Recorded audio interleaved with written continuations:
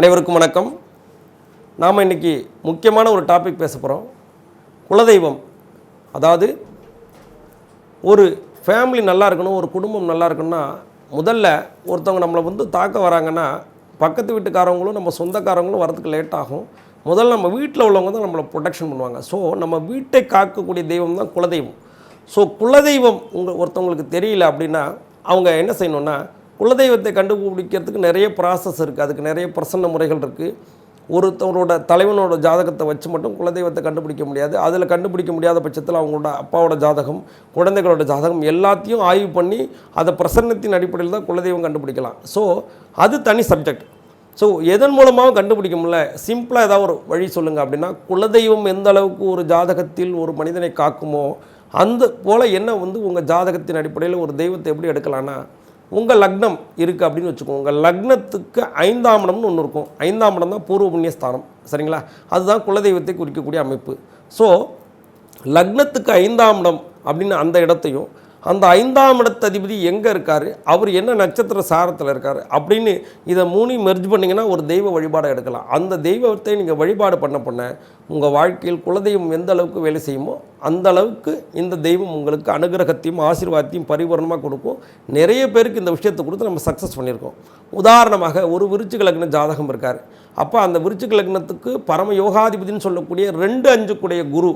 அப்போ குரு ஒரு ஜாதகத்தில் 5ஆம் இடத்துல இருக்கார், இல்லை ஒரு 7ஆம் இடத்துல இருக்கார் அப்படின்னு வச்சுப்போம். இப்போ விருச்சிக லக்னத்துக்கு 2-5 கூடிய குரு ஜாதகத்தில் 7ஆம் இடத்தில் இருக்கார். அவர் ரோகிணி நட்சத்திர சாரத்தில் இருக்கார் அப்படின்னு வச்சுப்போம். அப்போ குரு ரோகிணி நட்சத்திர சாரத்தில் சந்திரனோட சாரத்தில் இருக்கார்.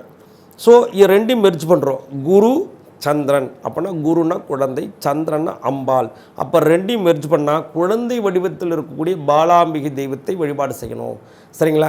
இந்த மாதிரி தெய்வங்களை நம்ம எடுக்கலாம்.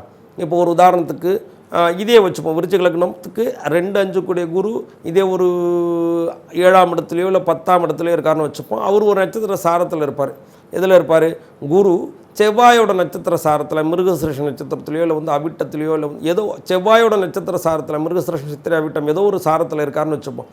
அப்போ ரெண்டையும் மெர்ஜ் பண்ணுறோம். அப்போ இதில் என்ன காம்பினேஷன் வருது? குரு செவ்வாய் அப்படிங்கிற ஒரு காம்பினேஷன் வருது. அப்போ குருவுக்கு அதிபதினு சொல்லக்கூடிய குரு வழிபட்ட ஸ்தலமான திருச்செந்தூர் கோவிலுக்கு போய் வழிபாடு செய்கிறது. செவ்வாய் அப்படின்னா முருகன். அப்போ குரு செவ்வாய் காம்பினேஷனில் இருக்கக்கூடிய தெய்வத்தை வழிபாடு பண்ணும்போது உங்கள் குலதெய்வம் எந்த அளவுக்கு உங்களை காக்குமோ அதே மாதிரி அந்த தெய்வங்கள் உங்களை காப்பாற்றும். அதே மாதிரி 5 குடையவன் ஒரு சந்திரனோட சாரத்தில் இருக்கார் அப்படின்னு வச்சுப்போம். அப்போ சுக்கிரன் அப்படின்னாலும் பெண்ணு, சந்திரன் அப்படின்னாலும் பெண்ணு. அப்போ பிரதானமாக இருக்கக்கூடிய லக்ஷ்மி வடிவத்தில் இருக்கக்கூடிய துர்கா பரமேஸ்வரி. ஏன்னா துர்கையிலேயே பார்த்திங்கன்னா விஷ்ணு துர்க்கை இருக்காங்க. அப்போ சுக்கிரன் சந்திரன் சேர்க்கை இருக்கும்பொழுது துர்கை அம்மனை வழிபாடு செய்கிறது. அப்போ அந்த துர்கை அம்மன் எங்கே இருக்குங்கிறதெல்லாம் உங்கள் ஜாதகத்தின் அடிப்படையில் நம்ம விரிவாக பார்க்கக்கூடிய விஷயம். ஸோ ஒரு மேஜரான பார்ட்டாக நம்ம எடுக்கிறதுக்கு என்ன சொல்கிறோன்னா, சுக்கிரன் சந்திரன் சேர்ந்துன்னா அப்போ ஒரு துர்கை வழிபாடு பண்ணுறது. அந்த துர்கை எந்த இடத்துல இருக்கணும், எந்த மாதிரி விஷயங்கள் இருக்கணுங்கிறத உங்களோட மேற்படி ஜாதகத்தில் லக்னம் அதோட எந்த விதத்துலையும் டீஆக்டிவேட் இல்லாத ஒரு விஷயத்தை பண்ணும்போது தான் அது ஆக்டிவேஷன் ஆகும். ஸோ உங்கள் ஜாதகத்தில் குலதெய்வம் தெரியவில்லை என்றால் உங்கள் 5 குடையவனோட நட்சத்திரம் அவன் நின்ற சாரத்தையும் கூட இருக்கக்கூடிய கிரகங்களின் சேர்க்கையும் எடுத்து ஒரு தெய்வத்தை வழிபாடு செய்யும்பொழுது அந்த தெய்வத்தை பிரதானமாக எடுத்து வழிபாடு பண்ணுறது மூலமாக உங்களுக்கு குலதெய்வம் எந்த அளவுக்கு உங்களுக்கு உதவி செய்யுமோ அதே போல் இந்த 5ஆம் இடத்தில் இருக்கக்கூடிய தெய்வம் உங்களுக்கு அனுகிரகத்தையும் ஆசீர்வாதத்தையும் தருங்கிறதுல எந்த மாற்றமும் இல்லை. ஸோ நன்றி, வணக்கம். ஸ்ரீ குபேரன் டிவியை பார்த்தமைக்கு நன்றிகள். மேலும் இது போன்ற தகவல்களை தெரிந்து கொள்ள ஸ்ரீ குபேரன் டிவியை சப்ஸ்கிரைப் செய்யுங்கள். மறக்காமல் பெல் ஐக்கானை கிளிக் செய்யுங்கள்.